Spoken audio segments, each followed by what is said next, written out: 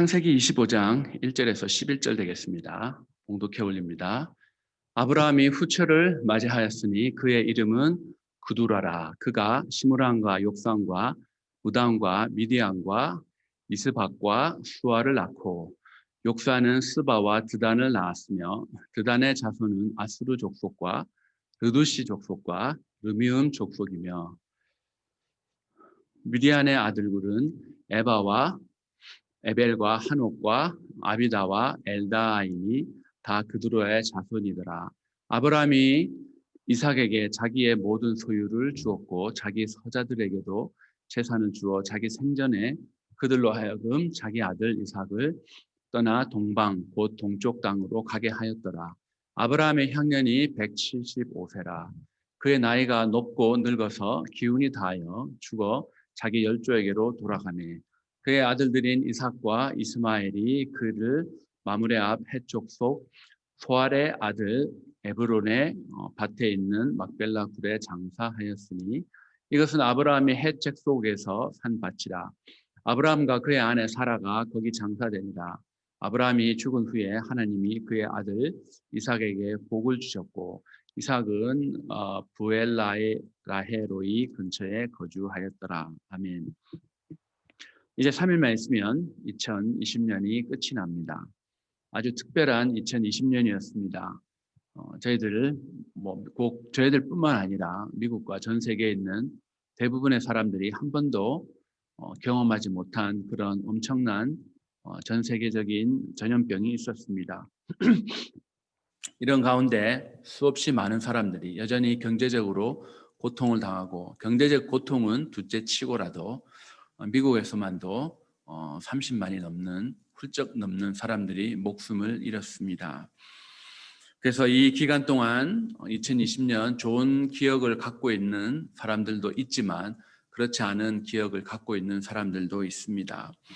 어떤 사람들에게는 특별히 그 어떤 해보다 더 많은 경제적인 그런 혜택을 본 사람도 있지만 그렇지 못한 사람들도 있습니다. 나에게 좋은 일만 일어났다고 올해가 안 갔으면 좋다고 해서 이 2020년이 안 가는 것도 아니고 올해는 나에게는 그렇게 좋지 않은 일들이 많이 일어났으니 좀 더 빨리 갔으면 좋겠다라고 한다고 시간을 내가 더 빨리 보낼 수 있는 것도 아닙니다. 시간은 그 지나가는 속도가 똑같지만 그것을 대하는 우리가 다르게 느낄 뿐이죠. 아브라함에게도 마찬가지였습니다. 아브라함도 그가 사는 동안 기억하고 싶은 그런 기쁨의 순간들도 있었지만 또한 이거는 좀 숨겼으면 좋겠다라고 말하는 그런 안타까운 순간들도 부끄러운 순간들도 그의 삶 가운데 있었습니다. 하지만 그런 시간이 다 아브라함에게 필요한 시간이었습니다. 그런데 오늘 25장은 아브라함이 지난날의 모든 시간을 다 뒤로하고 그의 인생의 마지막 달력을 남겨놓은 시간을 저희들 보게 됩니다. 앞선 23장에 보면 창세기 23장에 보면 사라가 127세에 죽는 장면이 나옵니다. 아브라함과 나이 차이가 10살이니까 그의 나이 137입니다. 그리고 오늘 본문에 보니까 아브라함이 175세까지 살았습니다. 38년 동안 조강지처인 사라 없이 그는 살았습니다. 물론 호랍이는 아니죠. 다시 이제 그가 결혼을 하게 됩니다. 몇 살에 다시 결혼을 하게 됐는지는 모르나 그는 호랍이로는 살지 않았습니다. 그가 자기가 정말로 사랑했던 여인, 그 여인과 아주 오랫동안 그는 살았습니다. 요즘 같으면 이렇게 사랑하는 조강지처를 잃어버린 그런 상황에서 돈이 어마어마하게 많은 부자가 어떻게 살 수 있겠습니까? 요즘 같으면 그냥 유타에 사는 사람이라면 샌디에고 여름에는 아주 선선한 샌디에고 같이 바닷가 지역에 해안이 탁 보이는 그곳에 그 별장을 가지고 있고 여름에는 거기서 지내다가 또한 겨울이 되면 아리조나 스카치데일의 그 골프의 천국이라고 하는 그 스카치데일에서 정말 그 별장을 사놓고 골프장 안에 있는 집을 사놓고 겨우 내내 그는 골프를 치며 사는 그런 부자 노인의 여유를 분명히 누릴 수 있었습니다. 아브라함은 당시 최고의 미녀 중 한 사람이라고 하는 그런 세라와 거의 100년 넘게 살았죠. 그리고 자기 집에 데리고 있던 군인만 300명이 넘을 정도로 엄청난 부자였습니다. 더군다나 100살에 불가능하다고 하는 그런 아들 이삭까지 얻었습니다. 완벽한 삶을 어찌 보면 살았고, 그는 그 남은 여생을 그 누구도 부러워하지 않고 그는 살 수 있을 정도였습니다. 하지만 아브라함의 인생의 마지막 달력은 그렇게 한가하지 않았습니다. 아브라함은 우리들이 믿음의 조상이라고 부릅니다. 믿음의 조상입니다. 사라가 죽은 후에 보면 창세기 24장에는 그의 아들 이삭을 장가 보내는 그런 장면이 나옵니다. 그리고 25장 오늘 본문에서는 사별 후에 이제 그가 새 장가를 드는 것을 볼 수 있습니다. 그리고 새 장가를 들고 6명의 자녀를 더 낳게 됩니다. 그 6명의 자녀들의 이름이 2절에 나와 있습니다. 자녀들의 이름이 딱 나와 있고 뭐 아무런 그런 그 뒤에 상황을 설명하지 않으니까 우리는 그냥 뭐 그런가 보다 하죠. 그런데 아무리 아브라함이 그렇게 집에 하인들이 많아도 그래도 자기 자식인데 그냥 나 몰라라 했겠습니까? 이게 지금 아들이지만 실제로는 손자 내지 증손자 뻘의 그런 아들들입니다. 그 자녀들을 그가 어떻게 키웠겠습니까? 그래도 몇 번은 안아줘야죠. 그래도 애라고 태어났는데 아비가 안아보고 뭔가 또 이야기를 해주고 뭔가 자식에게 교육을 시켰겠죠. 아버지 노릇을 분명히 했을 것입니다. 물론 할아버지, 증조 할아버지 같은 그런 나이지만 그럼에도 불구하고 그는 자기의 주어진 그런 역할을 분명히 감당을 했겠죠. 내 나이가 지금 137이 넘었는데 이 나이에 무슨 또 그냥 아비 노릇을 하라고 나는 안 할래. 그렇게 할 것 같지는 않습니다. 아브라함의 삶을 보면 그는 하나님이 준 자녀들이기에 그 내가 사랑하는 자녀, 사랑하는 아내에게서 얻었든지 아니면 나이 137세 이후에 얻었던 그런 아내에게서 얻었던 자녀이든지 차별을 두지 않고 하나님이 준 자녀들이기에 그는 잘 키웠을 것입니다. 그리고 창세기 지금 25장 12절 이하에 보면 이스마엘의 자녀들의 이름이 쭉 나옵니다. 아브라함에게 있어서는 손자들이죠.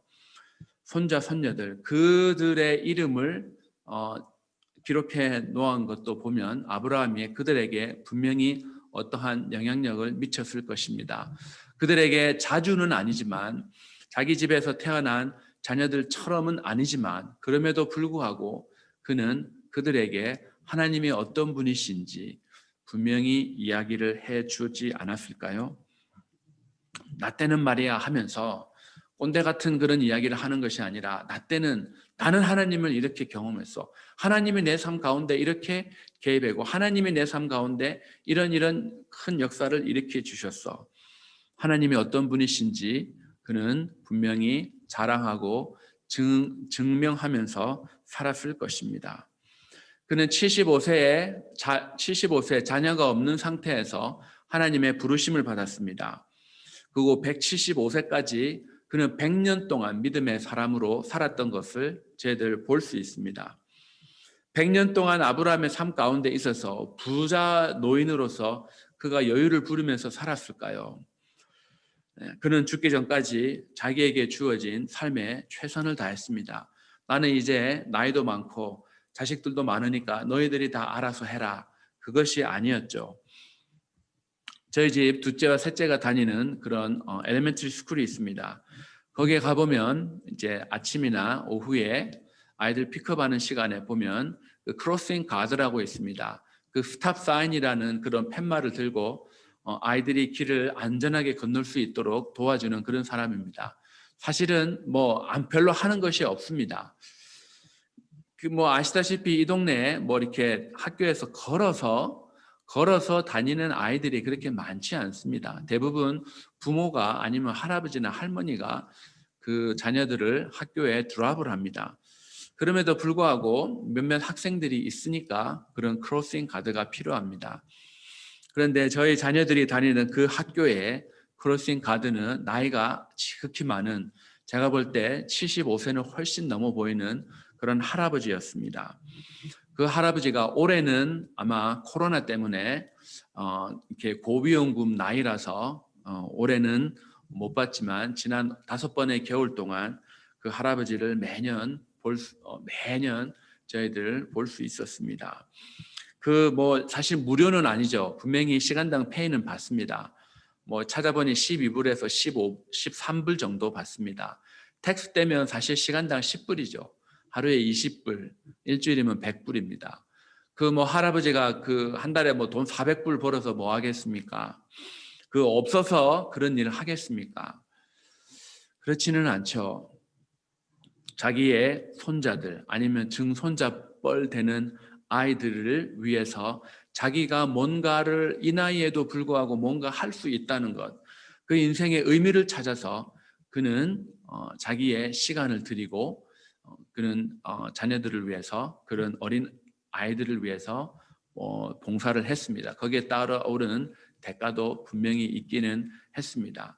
그냥 다른 노인들처럼 집에서 그냥 따뜻하게, 뭐 여름에야 상관없지만, 아침에 해가 일찍 떠서 상관없지만 겨울에는 얼마나 그게 힘듭니까? 아이들이 일찍 나오는데 자기도 30분 전에 나와야 합니다. 그런데 그 일어나서 눈이 와도 계속 나와야 됩니다.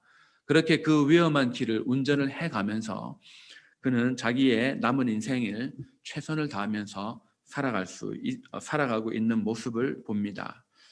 교회는 어떻습니까? 흔히들 교회의 허리라고 하면 40대, 50대를 말합니다. 30대도 있지만 30대는 자녀들이 너무 어려서 그들 뭐 자녀들 뒤치다거리 하느라 그렇지만 40대와 50대는 이미 이제 부모의 손이 많이 필요하지 않는 그런 나이입니다. 그래서 신앙생활을 다른 세대보다 조금 더 열심히 할 수가 있습니다. 하지만 그들만 교회의 허리라고 말하지는 않습니다. 성경에서는 그 나이를 가지고 저 사람이 교회에서 제일 중요한 위치에 있는 그런 연령대다, 한 번도 나이를 가지고 말한 적이 없습니다. 나이가 어려도 교회의 지도자가 될 수가 있었고, 나이가 많은 사람이라도 신앙생활에 들어온 지 얼마 안 됐으면 그 사람은 사회적으로 아무리 유명하다 그래도 그 사람이 입교한 지, 신앙생활을 시작한 지 얼마 안 되면 그는 교회에서 지도자의 위치에 설 수가 없는 사람이었습니다. 교회는 나이로 그 사람에게, 성경은 나이로 어떤 사람에게 교회의 중요한 직분을 맡기는 것이 아니라 믿음으로 직분을 맡기는 것을 볼 수가 있습니다. 정말로 우리 몸의 육체가 나는 이제 뭐 80살이 다 됐으니까 내 몸은 이제 뭐 필요 없어 라고 하는 그런 부위가 있습니까? 아니죠. 나이가 들면 들수록 점점 더 건강한 음식을 찾아 먹습니다. 더욱더 건강하게 하려고 합니다. 교회는 어떻습니까? 그렇다면 교회도 마찬가지여야지 않겠습니까? 교회에서 나이 든 세대들이 나는 이제 나이가 들었으니까 교회 일 하지 않을래. 그것이 아니죠. 이제 나이가 들고 사회생활을 안 해도 되고 자녀들을 안 돌봐도 되니까 나는 이제 더 열심히 교회에서 하는 모든 것에 다 참여하고 교회 일을 더욱더 이전보다 더 열심히 내가 감당할 수 있다. 이게 어찌 보면 정상이 아니겠습니까? 30대, 40대, 50대는 너무 바빠서 뭐 이거 해야 되고 핑계가 너무나 많습니다. 그러나 이제 나이가 이렇게 들었으면 뭐 그런 내가 너무 바빠서라는 핑계는 될 수가 없죠. 왜? 뭐 이렇게 자기의 사회나 가족에 대한 그런 책임이 확 줄어들었기 때문입니다. 아브라함도 마찬가지겠죠. 아브라함이 자식에 대한, 가족에 대한 그런 것들은 줄었는지를 몰라도 그는 하나님 앞에서 더욱더 하나님의 벗으로서 그의 남은 인생을 하나님과 그 순종의 관계를 유지하며 살았던 것을 알 수 있습니다. 야고보는 아브라함을 설명할 때 하나님의 벗이라고 했고, 사도 바울은 로마서에서 이 아브라함을 모든 믿는 사람의 조상이라고 그렇게 설명하고 있습니다. 아브라함의 삶의, 믿음의 삶의 100년은 하나님이 말씀하시고 아브라함은 순종하고 말씀과 순종의 그런 역사를 해도 과언이 아닙니다. 주의 몸된 교회 가운데 나이가 젊고 허리의 나이에 있다 그러더라고. 순종을 더 잘하는 것도 아니고 나이가 어리다고 더 못하는 것도 아니고 나이가 많다고 순종을 더 못하는 것은 아니라는 사실입니다. 나의 지난 세월이 믿음으로 순종하며 살아왔던 사람이냐 아니냐, 하나님은 그것을 보시는 거죠. 저희들이 교회 가운데 나는 나이가 많으니까 나는 뭐 이제 교회에서 일을 좀 이렇게 안 했으면 좋겠다. 그것이 비단 우리 교회뿐만 아니라 대부분의 교회들의 추세입니다. 아니, 교회에 젊은 사람 많은데, 근데 성경에서는 교회에 젊은 사람 많으니까 나이 같은 세대들은 교회 일 하지 마라, 그렇게 말씀하신 적이 없습니다. 교회에 나이가 많은 세대들은 아브라함처럼 믿음의 조상입니다. 교회 안에서 조상으로서 보여줘야 될 아주 귀중한 샘플입니다. 젊은 사람이 도저히 살 수가 없는 아브라함처럼 100년의 믿음의 생활을 믿음으로 반응했던 삶을 살아왔던 것이 그 아들 이삭과 손자 야곱에게 있어서 그가 드러나게 되었습니다. 그 나의 아버지의 하나님, 아브라함의 하나님, 그들은 그 이름을 불렀습니다. 자기의 하나님의 이름을 부른 것이 아니라 그들은 나의 아버지의 하나님, 나의 할아버지의 하나님, 이삭의 하나님, 야곱의 하나님이라고 그들은 불렀습니다. 우리 교회 안에서 나의 하나님도 있지만, 우리 교회 장로님의 하나님, 우리 교회 저 권사님의 하나님, 그 하나님이 나의 하나님이 되어서 내 삶 가운데도 저렇게 하나님께 순종하며 살아왔는 그런 인생의 모습을 나도 내 자녀들에게 보여주고 싶다. 그것이 정말로 나이가 들고 인생의 달력을 몇 장 남겨놓지 않은 사람들이 살아가야 되는 그런 방식이 아니겠습니까? 인생의 마지막 달력, 나이가 많이 들었다고 몇 장 적게 남아있고 나이가 젊다고 많이 남아있는 것 아니라는 사실이죠. 한국말에도 뭐 오는 순서는 있어도 가는 순서는 없다고 합니다. 나이에 상관없이 요즘같이 코로나에 걸리면 젊은 사람도 속수무책으로 당한다는 사실입니다. 그래서 내 인생에 그런 달력이 몇 장 남아있는지 아무도 알 수 없기에 남아있는 그런 달력을 내가 달력만이라도 내 인생 하나님 앞에서 최선을 다하며 순종하며 살아가리라. 이 아브라함과 같이 그렇게 결단하여 믿음의 아름다운 모습을 우리의 자녀들과 우리의 손자 손녀들 세대, 그리고 교회 안에서 믿음의 후배들에게 보여주기를 결단하는 저희들 모두가 되기를 주의 이름으로 축원합니다. 같이 한번 기도하겠습니다. 좋으신 하나님, 감사합니다. 아브라함은 75세부터 175세까지 그가 믿음으로 살았습니다. 믿음으로 살았던 삶의 여정에 그의 삶이 남들한테 자랑하고 싶은 순간도 있고 그리고 숨기고 싶은 순간도 있었습니다. 그 어떤 순간이라 할지라도 아브라함은 넘어진 자리에서도 다시 일어나서 하나님의 말씀하시는 것에 순종했습니다.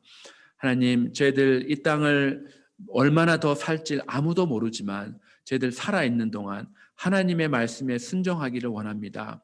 우리의 모든 조건들이 여유 있는 삶을 살 수 있을지라도, 그러나 아브라함처럼 그렇게 여유 있는 삶이 아니라 그는 나이 들어서도 그는 이삭의 하나님, 야곱의 하나님처럼 믿음으로 살았던 모습을 그의 후손들에게 보여주었습니다. 믿음으로 살아가는 모습을 보고 그들이 나의 이름을 생각할 수 있을 정도로 하나님, 저희들의 믿음이 하나님 앞에 인정받기를 소원합니다. 그 하나님 앞에 믿음을 인정받는 삶을 살아낼 수 있도록 성령께서 저희들의 믿음을 더욱더 굳세게 하여 주시고 저희들 언제나 순종의 사람으로 이 땅을 살아갈 수 있게 은혜를 더하여 주시옵소서. 예수님의 이름으로 기도합니다. 아멘.